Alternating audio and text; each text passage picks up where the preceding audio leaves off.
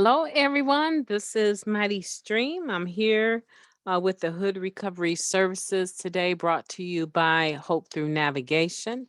My email, you can reach me at recoveryofhope21@gmail.com. And I wanted to go back and do some of the just for today's. It looks like there's a total of 5 in the month of March. 2 of them fell on a weekend that I did not do, and 3 of them were before I started that I still have left to do. So I wanted to go back and make sure that we have a discussion about March 3rd. Let me share that screen with you. Yeah, I want to make sure that you have access to every day of the year. Uh, so let's go ahead and do March 3rd together. It's entitled Relapse. There will be times, however, when we really feel like using. We want to run and we feel lousy. We need to be reminded of where we came from and that it will be worse this time. This is when we need the program the most. And that is a quote from Basic Text, page 81. If we're contemplating a relapse, we should think of our using through to the bitter ends. For many of us, those ends would include severe medical problems, imprisonment, or even death. How many of us have known people who relapsed after many years clean only to die from this disease? But there is a death that accompanies a return to active addiction that may be worse than physical death. That is the spiritual death we experience when we are separated from our higher power. If we use, the spiritual relationship we have nurtured over the years will weaken and perhaps disappear. We will feel truly alone. There is no doubt that we have periods of darkness in our recovery. There's only one way we can make it through those troubling times: with faith. If we believe that our higher power is with us, then we know that all will be well. No matter how badly we may feel in our recovery, a relapse is never the answer. Together, we find recovery. If we stay clean, the darkness will lift and we will find a deeper connection to our higher power. Just for today, I thank my higher power for the gift of NA. I know that relapse is not the way out. Whatever challenges I face, I will face them with the God of my understanding. That's a beautiful, beautiful, beautiful meditation. I wanted to, I think I clicked the wrong screen there. I want to go back to the meditation really quick. That's a beautiful meditation. This meditation is talking about uh, being able to have the type of faith that can stay the course when we are not having a good time in recovery, when we're feeling lousy, when we want to run from our problems, when we might even be thinking about using. This particular meditation is talking about staying the course of recovery. There is a such thing as holding on. Sometimes we have to hold on to the things that we know to be true. One of the things that is mentioned here is that we know for a fact, if we think about our last days of using, we know for a fact that they were not pleasant. If we think it all the way through, if we think it to the bitter ends, and we think about what using had done to us in the end, even the basic text in some places says that we had lost social graces, all social graces. It says that our living was reduced to animal living skills, right? I'm paraphrasing, but it emphasizes that at the tail end of our using, we were just like zombies, the walking dead. We couldn't show up to do anything other than to figure out how to hustle to get the next one. That's all that we could do. And even if we were functional in doing certain things like going to work, at the end of the day, our mind was complete. At the end of the day, our mind was completely consumed when we would be able to freely have that next one. When will we be able to get high again? Some of us, if you were like me, I didn't even wait to get off of work. I made sure that I was able to go to my car or go to the bathroom. Sometimes I hid some liquor in my coffee, right? I made sure that I was like calm, zoned out all day long. I did what I wanted to do. And if anyone even slightly suggested that there was a problem, I would give them attitude. And then I learned that where there's smoke, there's fire. And I said, man, I gave away my ace card by getting all excited and in a huff and a puff. I was actually letting them know that what they were saying was the truth. I couldn't even think manipulation through correctly. Right. And so that's all this is about. This particular meditation is not really focusing on those last days of using, on that pain of using. No, no, no. It said that we want to focus on our spiritual condition, our spiritual relationship. If we use the spiritual relationship we have nurtured over the years will weaken and perhaps disappear. It doesn't say that it will. It will definitely weaken. But the perhaps disappear, that's not a place where you want to find yourself. That's not a place where I want to find myself. Right? Because then I really will feel all alone. And then I really will want to give up. Right? And so it's saying here, just hold on. There's been some dark days, but if you can just hold on, use that faith of a mustard seed, that little tiny piece of faith that you had that got you to the rooms. If you could just hold on to that faith act that brought you into the rooms, that allowed you to stay an extra week when you wanted to leave in the beginning, if you could hold on to that faith, it will be the thing that gets you through. It says there's only one way we can make it through troubling times: with faith. If we believe that our higher power is with us, then we know that all will be well. See, here's the thing about individuals, and this is just not people in recovery, this is people in general. Because I believe every individual, every human being has a area of weakness that they go to, that habit, to make themselves feel okay, but you never feel okay. I believe every human being has something that they turn to, that after they use that something, then they feel the weight of having used.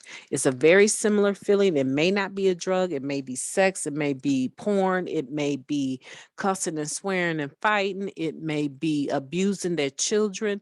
It may be overeating. I think I said that already. It may be gambling. Right? I believe every human being has something that they go overboard on. It's a weakness, and they go to that thinking that I just need to get this pressure off of me, get rid of this stress, and I'm gonna be all right. And you're never all right, because as soon as you're done with the last of it, your mind tells you, how much money did I just waste? How much dishonesty did I just practice on my mate? Why did I hurt my children like that? Are they going to tell CPS? Will a teacher notice and call CPS on me? Why do I keep going off on them like that?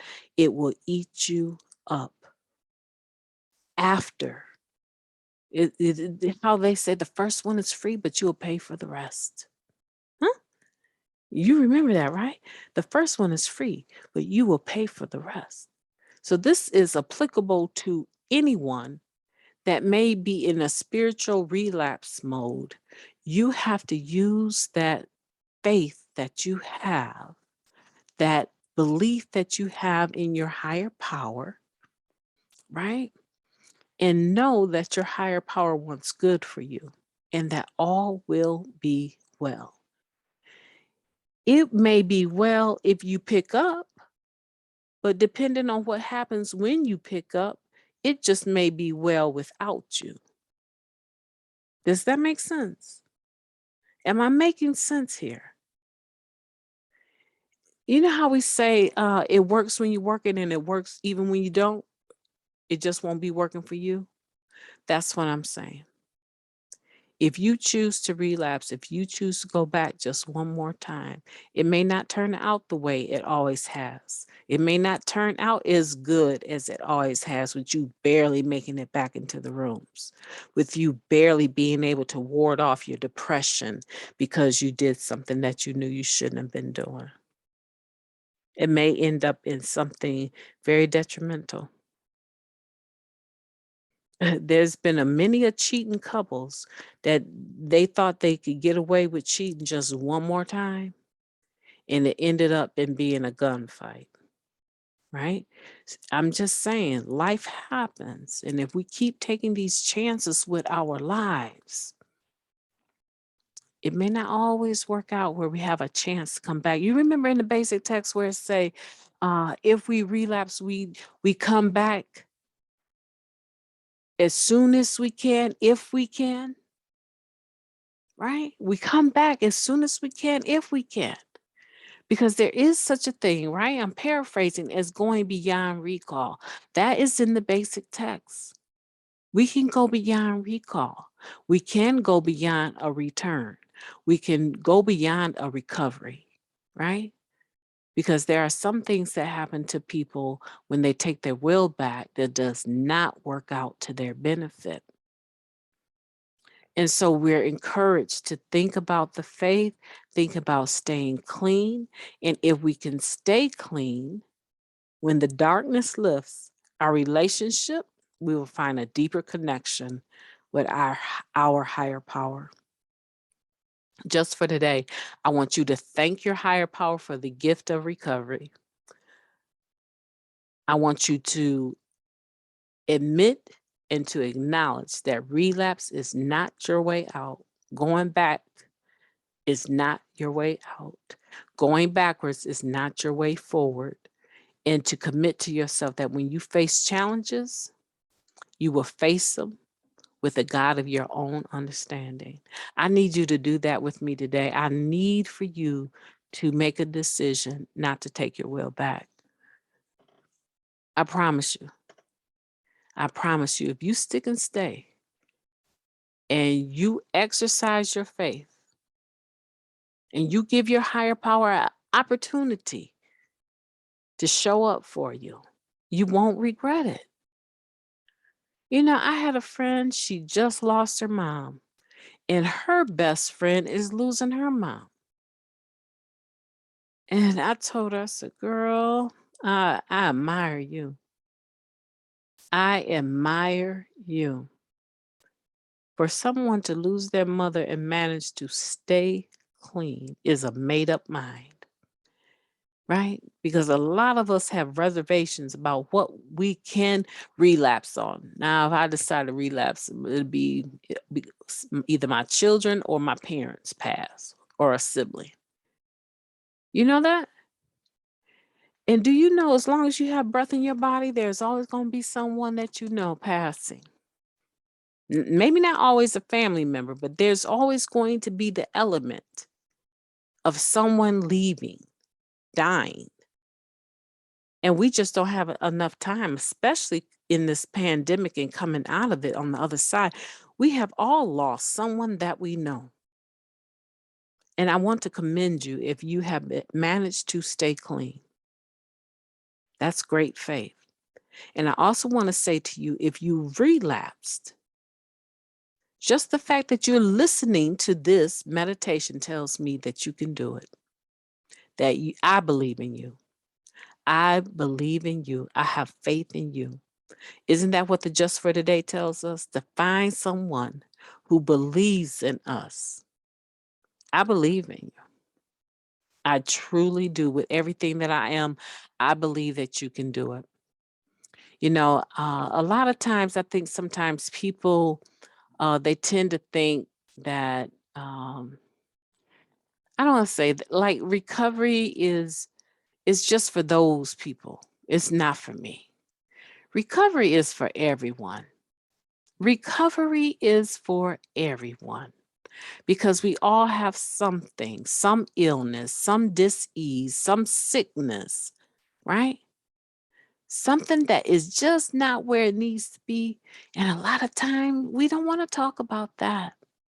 We'll talk about everything else under the sun, but let's not touch on the issue that we know our weakness is prevalent in. Let's not talk about that. We read a reading the other day that said we cannot save our face and recover at the same time. It said it in different words, right? But the cliche is you can't save your face and your behind at the same time. You got to pick one. And I'm hoping that you will save your behind. I'm hoping that you will recover. I'm hoping that you will stick it out. Even in the midst of this loss, you will not be the only person that has ever lost a mother. You will not be the only person that has ever lost a father. You will not be the only person that has lost a child. You will not be the only person in this room that has lost someone very close to them and wanted to use and chose not to. You will be the only person to lose those people close to you. But the experience of losing loved ones is not a unique experience. It's one of the most detrimental, painful, heart-wrenching, spirit-draining experiences that a person could ever experience. And we are walking miracles. There are people that stay the course. I have lost so many people. I've had people lose people. And for some reason, I always find myself in the midst of consoling those individuals. It's like my higher power has just given me the ability to soothe others, to speak to them in such a manner that they develop faith and hope. And that's what I want to bring to you today. Hope. Hope offered to you on demand. Get a hold of me. I'm looking forward to hearing from you. I've already gotten some emails yesterday and today, and I've already started dialoguing with some people that I've never met up until till recently, just doing these podcasts. Reach out to me. My name is MightyStream. You can reach me at recoveryofhope21 at gmail.com. I hope to hear from you.